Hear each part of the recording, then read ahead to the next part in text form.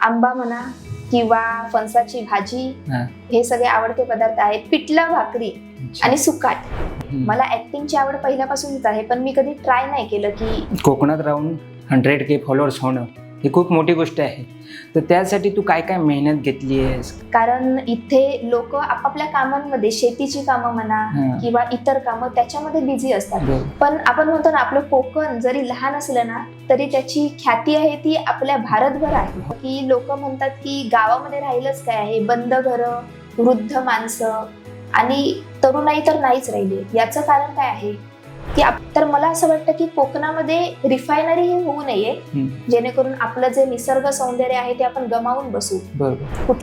घरच्यांचं सांगायचं म्हटलं तर टिकटॉकच्या वेळी मी चोरून करायचे. यामध्ये करिअर होऊ शकतं का?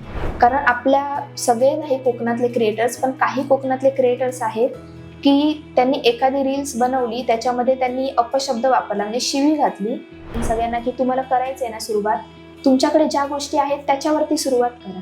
आणि दुसरी गोष्ट सांगायची अशी की जी लोक आमच्याकडे प्रमोशन घेऊन येतात ती आमचे फॉलोअर्स वगैरे बघूनच येतात, पण त्याच्या मागचे स्ट्रगल ते बघतच नाही.